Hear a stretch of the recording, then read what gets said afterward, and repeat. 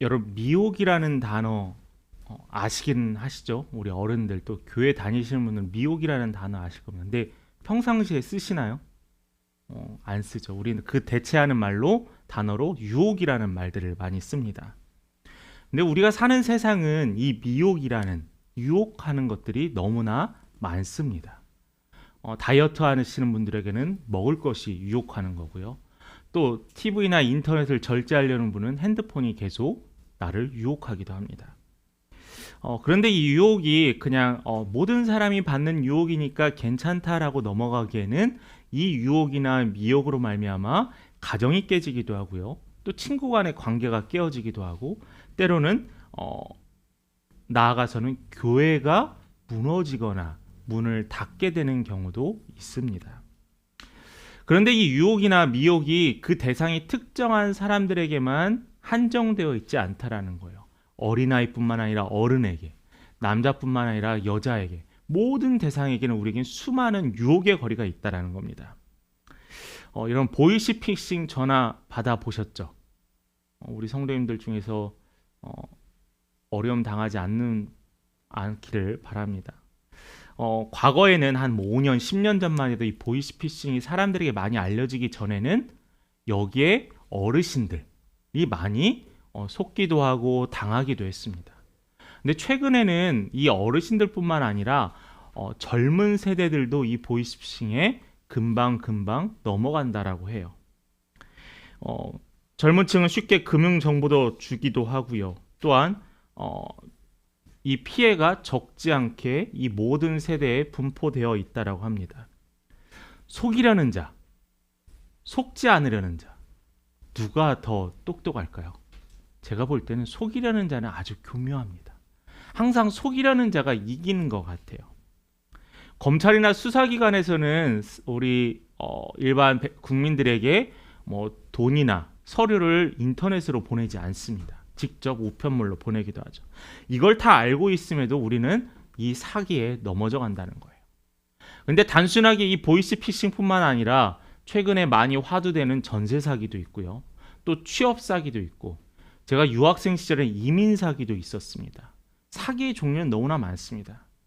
제가 몇 해 전에 제 친구가 경찰의 수사과 정보과에 있는데 경찰에 접수되는 그것의 70%가 다 사기에 관련된 문제라고 하더라고요. 그만큼 우리는 경찰이 뭐 폭력하고 그런 줄 알았는데 아니 사기에 더 많은 사람들이 신고를 하고 피해를 신고한다고 합니다. 여러분 이러한 사기, 이러한 미혹, 이러한 유혹들로 인해서 정말로 집을 떠나고 거리에 나앉은 사람도 있고요. 정말 부부 사이가 깨어지는 경우도 너무나 많습니다. 근데 이러한 일들뿐만 아니라 이러한 일들보다 저는 더 심각한 일이 있는데 뭐냐면은 영혼의 미혹이 있다는 거예요. 우린 영적인 삶의 유혹이 있어서 그 삶이 넘어진다는 겁니다. 한번 두 가지 예를 한번 들어보도록 하죠. 우리가 누군가에게 사기를 당해서 재산을 잃었습니다. 재산을 잃고 나서는 분하고 원통하고 또 재산이 잃어서 안타깝겠죠. 당장 무엇을 해야 될지 막막하겠죠. 그렇지만 이것은 시간이 지나고 직장을 구하고 다시 회복할 수 있습니다. 그런데 이 신앙에서의 영적인 유혹은 다르다라는 거예요. 이 영적인 유혹에 잘못 빠졌을 경우 우리는 영원히 어둠, 영원한 죽음의 세계에 이를 수밖에 없다라는 겁니다. 그래서 여러분, 우리가 저 사람 사기꾼 아니야? 저 사람 나를 속이려는 자 아니야? 그렇게 쌍심지를 키고 보는 게 아니라 더 심각하고 더 준비해야 되는 건 뭐냐면 바로 우리의 영적으로 미혹하고 유혹하고 있는 자들이 누구인지 깨어 있어야 한다라는 거예요. 우리가 지난주에 종려주일과 또한 부활주일을 하면서 사도행전의 말씀을 계속 이어오지 못했는데 그 전에 우리가 나눴던 말씀이 뭐냐면은 바울과 실라와 그 일행들이 빌립보 지역에 도착을 하게 됩니다. 2차 전도여행의 첫 번째 빌립보 지역에 도착했는데 이들이 함께 모여서 예배를 드리려고 합니다. 근데 당시 이 빌립보 지역에는 유대인의 10명만 모여도 회당을 세워서 거기에서 모여서 예배를 드렸던 유대인의 전통과 습관적인 행동들이 그 지역에는 유대인들이 별로 없었어요. 그렇다 보니까 이 바울과 그의 일행은 기도하기 위해서 강가로 가게 됐다는 거죠. 근데 거기에 모여서 하나님을 알고 하나님을 섬겼던 유대인이 아니었던 이방인들이었던 이 루디아라는 여인이 그곳에서 바울을 만나게 됩니다. 바울이 소개하는 예수를 만나게 되고요. 바울이 소개하는 복음을 듣게 됩니다. 이 루디아가 마음에 감동이 있어서 고백하고 세례를 받게 돼요. 여기서 세례를 자기 혼자만 받지 않고 자신의 가족들에게도 권하여서 바울로부터 세례를 받게 합니다. 뿐만 아니라 이 루디아라는 여인은 자신의 집에 바울이 더 계셔달라고 부탁을 해요. 그래서 그 있었던 그곳이 어디냐? 바로 빌립보의 첫 출발지였던 빌립보 교회의 시작이었어요. 이 루디아라는 여인은 이 빌립보 교회를 세웠을 뿐만 아니라 바울의 모든 전도 여행에서 물질적인 후원과 기도의 후원을 아끼지 않았어요. 이 빌립보 교회는 그러므로 말미암아 항상 기쁨이 넘치는 교회라는 칭호와 별명을 얻게 됐습니다. 여러분, 바울이 루디아를 만나는 건 좋은 만남이었을까요? 좋은 만남이었죠. 성교의 동역자를 만나게 되고요. 또 교회가 세워질 때 물질의 후원자와 또한 어려움을 경험할 때 기도의 후원자를 만났으니까 좋은 만남이었습니다. 루디아의 입장에서도 마찬가지예요. 루디아 입장에서도 좋은 만남이었어요. 왜요? 바로 복음을 듣게 됐어요. 영원한 생명을 얻을 수 있게 돼서 이 루디아는 기뻤어요. 그 기쁨이 바로 하나님께 헌신된 삶을 살았다는 거죠. 여러분, 이런데 이렇게 좋은 만남만 있는 게 아니더라고요. 나쁜 만남도 있습니다. 오늘 본문에 소개한 만남이 잘못된 만남, 나쁜 만남이었어요. 누구를 만나냐면은 바로 귀신 들린 점쟁이인 여자를 만나게 됩니다. 또 욕심에 빠진 빌립보 지역의 사람을 만나게 돼요. 오늘은 이 나쁜 만남을 통하여서 이 만남을 통해서 우리가 스스로 어떻게 신앙생활하고 신앙의 어떠한 비전을 갖고 흔들리지 않은 걸 생각해야 될지 우리가 함께 나누어 보았으면 좋겠습니다. 우리가 그 첫 번째로 오직 한 길만 있습니다. 어떤 길만 있다고요? 한 길만 있습니다. 루디아와 헤어진 바울 일행은 길을 가다가 누구를 만나게 되면 점치는 여인을 만나게 됩니다. 그러니까 쉽게 말하면은 점쟁이요. 근데 이 점쟁이였던 이 여자는 귀신 들렸습니다. 이 귀신 들렸던 이 점쟁이는 노예였어요. 그러니까 이 여인이 점을 쳐서 벌어들인 이 돈을 누가 받게 되냐면 주인에게 고스란히 전달하게 됩니다. 당시 이 빌립보 지역에는 이런 산업이 많이 유행이었던 것 같아요. 그래서 이 점치는 여인은 항상 점을 보고 미래를 보고 주인에게 돈을 바치는 행동이었었다는 거죠. 17절의 말씀을 한번 볼까요? 그런데 한 사건이 일어납니다. 그가 바울과 우리를 따라와 소리질러 이르되 이 사람들은 지극히 높은 하나님의 종으로서 구원의 길을 너에게 전하는 자라 하며. 자, 이 점치는 여인이 바울을 향해서 뭐라고 했어요? 구원의 길을 전하는 자예요. 자, 여러분 여기서 우리가 한글로만 성경을 보게 되면은 어떻게 해석할 수 있냐면 귀신 들렸던 저 여인이 바울이 하나님을 섬기는 자라고 알아보는구나. 바울을 처음 봤는데도 어떻게 저 귀신 들린 자는 알아봤을까?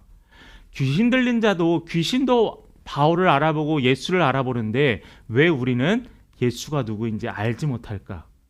이렇게 생각할 수 있습니다. 근데 영어 성경에 보면은 이 실수를 우리가 회복할 수 있어요. 여기에 뭐라고 이야기하냐면은 영어로 더라는 게 붙습니다. 더가 뭐죠? 특별하게 지칭하는 거예요. 그런데 여기에서 성경했던 이 점쟁이 여인이 말했던 것은 그냥 여러 가지 구원의 길, 여러 가지 길이 있는데 그 길 가운데 한 길이 하나님의 길이고 바울이 섬겼던 길이라는 거예요. 근데 여러분 이게 맞아요? 아니잖아요. 예수께서 보이셨던 길은 뭐였냐면 하나님이 말씀하셨던 길은 오로지 예수 그리스도로 말미암아 구원에 이른다라고 이야기를 했거든요. 말씀의 증거를 한번 봅니다. 요한복음 14장 6절입니다. 우리 한 목소리 같이 읽어봅니다. 시작. 예수께서 이르시되 내가 곧 길이요 진리요 생명이니 나로 말미암지 않고는 아버지께로 올 자가 없느니라. 자, 뭐라고 했어요? 길이래요. 곧 길이고 나로 말미암지 않고는 아버지께로 올 수 있는 자가 없대요. 그러니까 예수께서 유일한 길이시라는 겁니다. 자, 이 말씀을 통해서 베드로가 또한 성령을 받고 고백합니다. 사도행전 4장 12절 말씀입니다. 함께 읽습니다. 시작. 다른 이로서는 구원을 얻을 수 없나니 사람 중에 구원을 받을 만한 다른 이름을 우리에게 주신 이는 없습니다. 자, 베드로가 고백하는 게 뭐예요? 다른 사람의 이름, 다른 어떤 힘으로는 구원을 얻을 수 있대요. 누구의 힘으로만요? 오로지 예수 그리스도의 이름. 하나님께서 예수 그리스도 외에는 그 어떤 이름을 우리에게 주신 적이 없다라고 이야기하고 있습니다. 여러분, 예수님, 오로지 그 길을, 구원에 이르는 길은 예수님밖에 없어요. 하나님께 갈 수 있는 길은 예수님밖에 없어요. 그런데 여러분, 사람들은요, 이 소리를 싫어해요. 이것은 복음의 진리잖아요. 근데 이 이야기를 싫어해요. 왜 이렇게 교회 너희들은 기독교는 교만하냐는 거예요. 왜 이렇게 독선적이냐라는 거예요. 왜 너희 말고는 구원받을 거, 너희 말고는 천국에 갈 수 없다라고 우리를 비판해요. 교회 다니지 않는 사람 모르니까 이야기할 수 있습니다. 타종교에 있는 사람들은 자신의 종교가 구원이 없음을 보여주는 거기 때문에 싫어할 수도 있어요. 그런데 슬픈 것은 교회 다니는 사람들 가운데서도 이런 생각이 있다라는 거예요. 우리는 다양한 신들이 있고 다양한 자들이 있는데 그 중에서 제일 높은 분은 하나님이고 우리가 그 하나님을 믿으니까 우리는 구원을 얻을 수 있다. 교묘하죠? 아니에요. 이건 다원주의예요. 다신론이에요. 오로지 이 땅의 신은 오로지 누구밖에 없는 여호와 하나님밖에 없어요. 구원받을 분은 예수 그리스도밖에 없어요. 그런데 이렇게 말을 교묘하게 섞이면서 우리 사람들, 믿음을 가진 사람들을 교묘하게 섞습니다. 미혹하게 해요.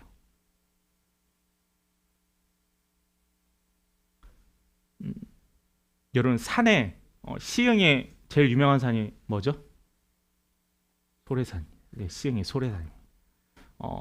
소래산에 올라갈 수 있는 등산 높은 정상에 올라갈 수 있는 방법이 어디 있나요? 뭐가 있나요? 시흥을 통해서 가도 되고 부천을 통해서 가도 되고 인천을 통해서 가도 됩니다. 길이 몇 개죠? 최소 3개입니다. 근데 인천을 통해서 가거나 시흥을 통해서 가거나 부천을 통해서 가는 길도 한 개씩만 있나요? 아니에요. 그 길이 다양해요. 자, 여러분, 산에 올라가는 길이 되게 다양합니다. 그런데 여러분, 구원에 이르는 길은 하나밖에 없어요. 그런데 이 귀신 들렸던 이 점쟁이 여인은 뭐라고 하냐면은, 봐봐, 산에 올라가는 길도 되게 다양한데 너도 구원의 길도 다양하다라는 거예요. 여러분, 이단이요. 이단의 타겟이 누구예요? 교회를 다녀봤던 사람이에요. 교회를 다녀봤던 사람이 왜 대상인지 제가 곰곰이 생각을 해봤습니다. 그 대상의 이유 중에 하나가 뭐냐면은 어느 정도 교회 다녔던 사람들, 교회 다닌 사람은 지식이 있어요.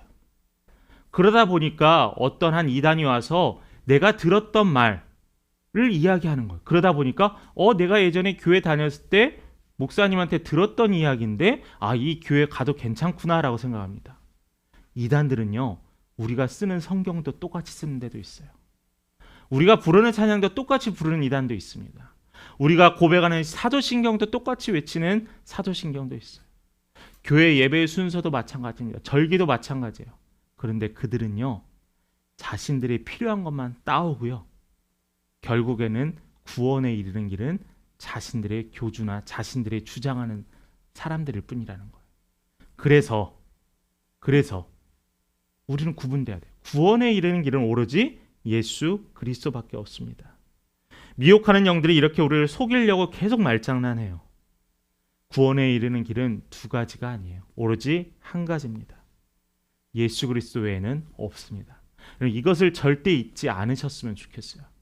그리고 이것이 진리이기 때문에 두 번째로 우리는 이 진리를 침해하거나 이 진리가 아니다라고 하는 것은 여러분, 과감하게 틀렸다, 너의 생각이 잘못됐다라고 얘기할 수 있어야 돼요. 예수님은 당신의 삶 속에서 다른 사람을 비판하거나 판단하는 것에 대해서 경고한 적이 많습니다. 누구를 대하든 항상 형제의 사랑과 자매의 사랑으로 대하고 보듬어주고 또한 실수들을 껴안아 주라라고 했었죠. 그런데 예수님께서 이렇게 껴안아 주라라고 하셨지만은 관용과 포용의 삶을 살라고 하셨지만은 동시에 어떤 것도 이야기하시면 분별하라고 했거든요. 분별. 우리가 방금 이야기한 그 이단 거짓된 선지자들을 분별하는 것처럼 예수께서도 분별하라고 했어요. 오늘 본문의 18절 말씀 볼까요? 18절 같이 읽어봅니다. 시작.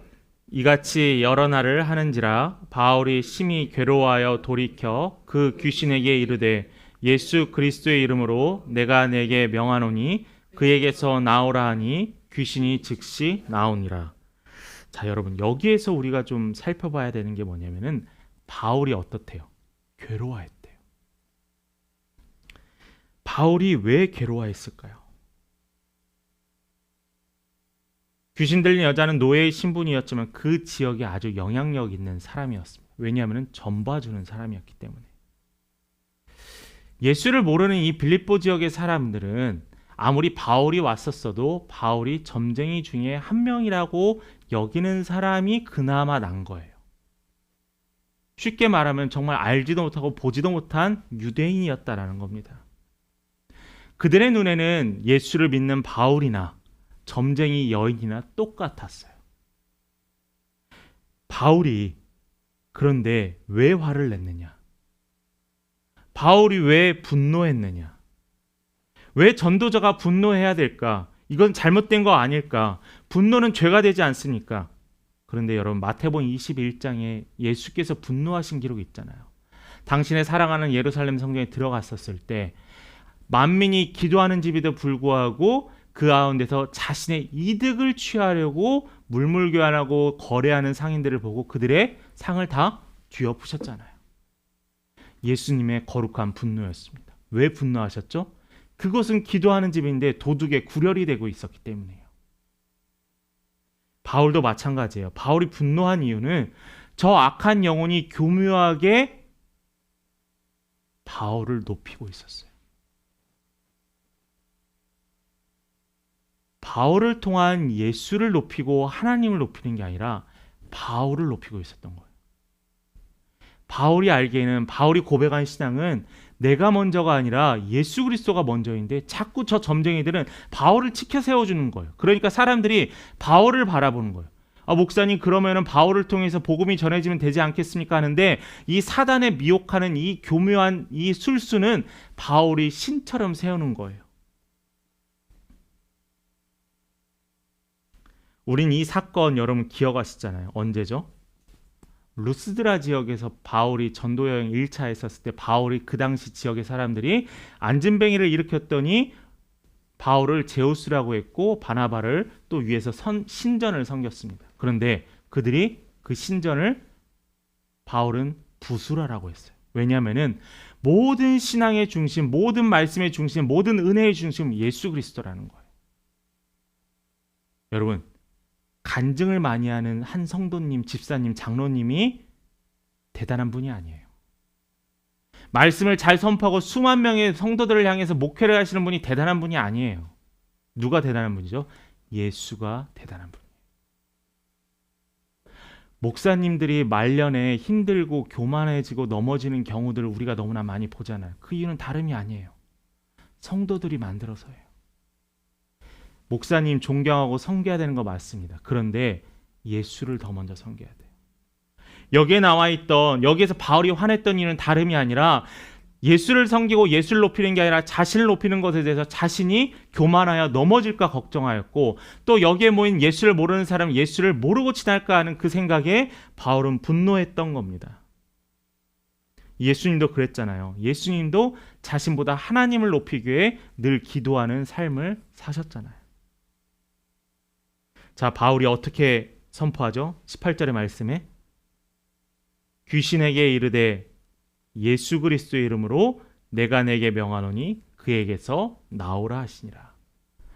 귀신 들렸던 그 여인이, 귀신 들렸던 그 여종이에게 귀신이 떠나가게 됩니다.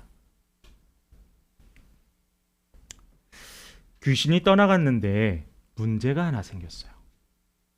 여러분, 우리가 잘못된 일이나 귀신 들린 사람이나 미혹되는 자에게서 귀신이나 악한 영이 떠나게 되면 우리 너무나 감사할 일이잖아요.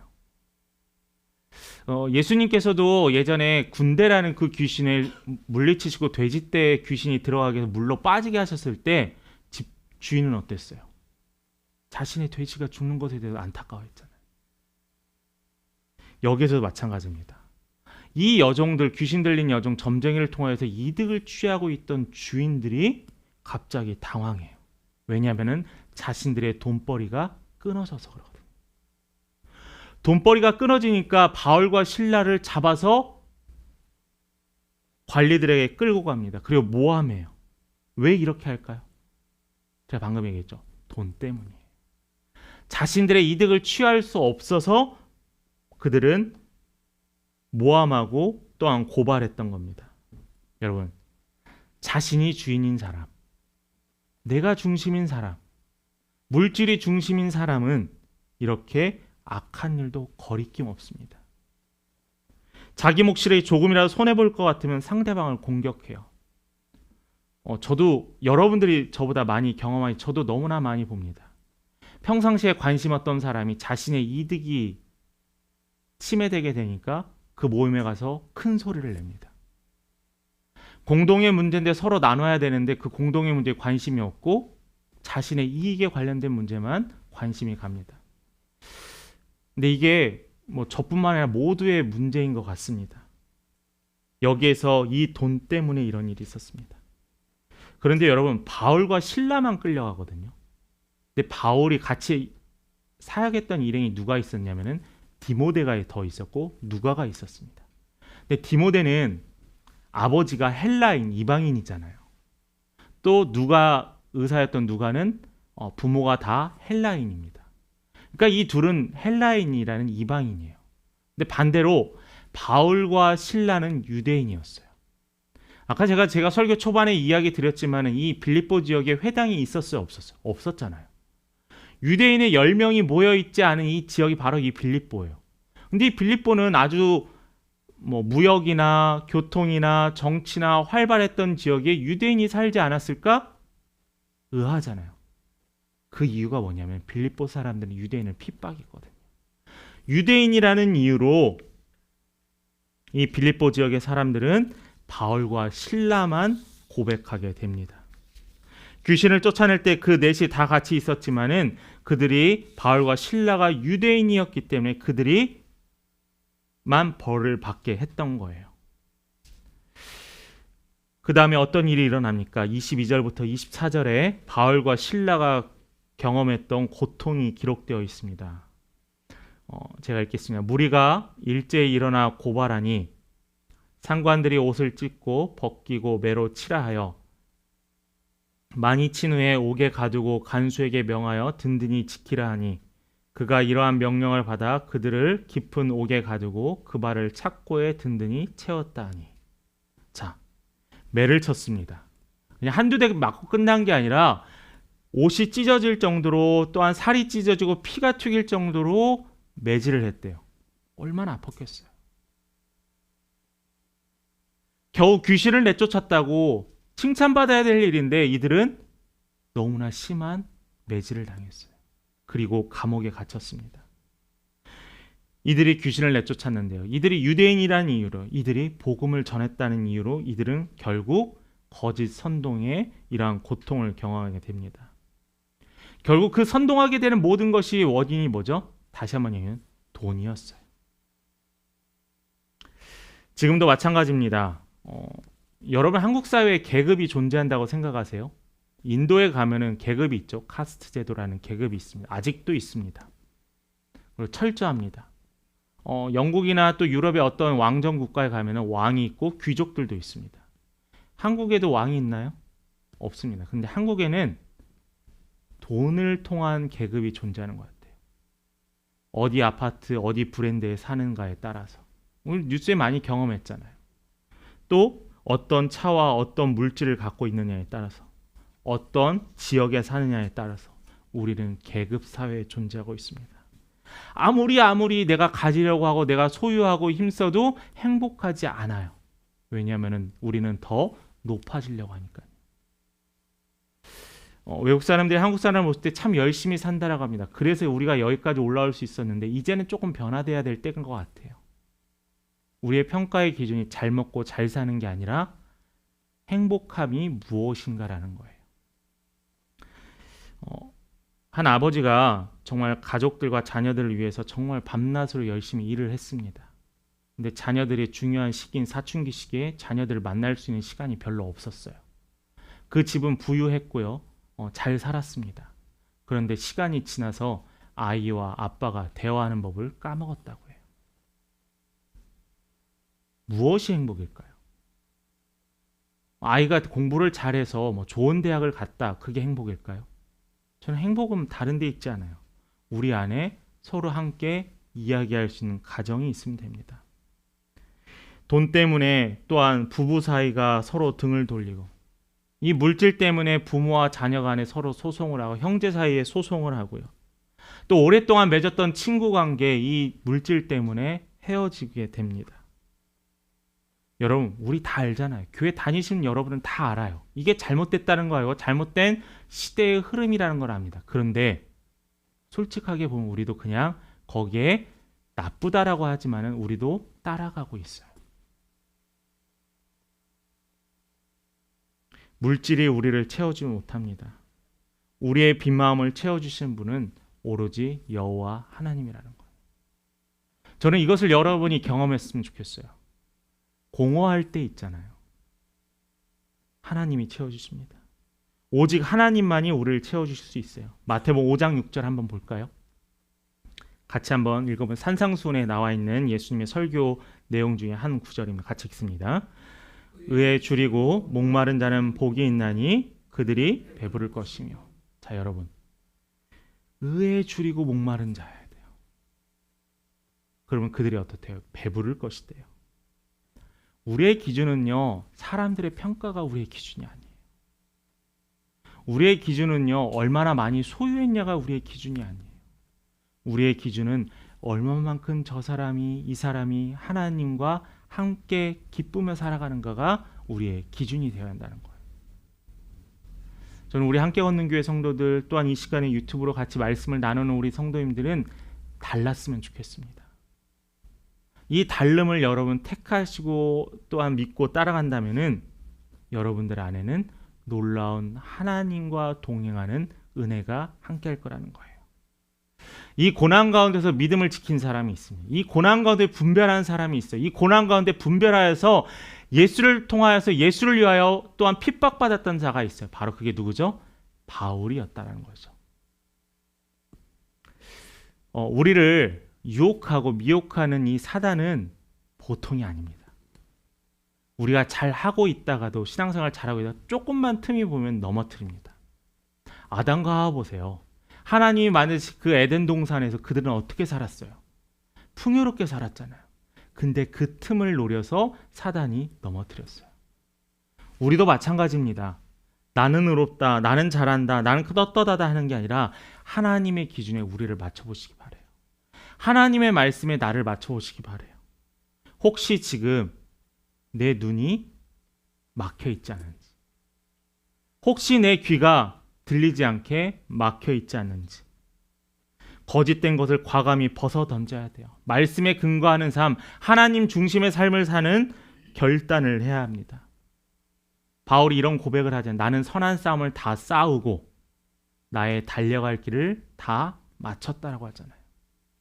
바울의 고백이었습니다. 진리를 위해서 분노할 줄 알고 진리를 위해서 목숨을 내놓을 줄 알았던, 진리를 위해서 하나님을 늘 바라봤던 이 바울은 자신의 마지막 때 나의 달려갈 길을 다 달려갔다라고 해요. 지금 여러분들은 한 길을 달려가고 있습니다. 그 목적지는 예수 그리스도예요. 여러분들도 여러분의 마지막 그때에 이런 고백을 하는 성도님 됐으면 좋겠습니다. 나의 달려갈 길을 다 달려갔습니다. 나는 이제 예수의 품 안에 잠들겠습니다. 여러분, 저는 여러분들의 삶을 통하여서 예수를만을 바라보며 달려가는 사람들의 삶이 얼마나 행복하고 복된 삶인지 여러분들의 삶을 통하여 증거되시기를 간절히 축복합니다.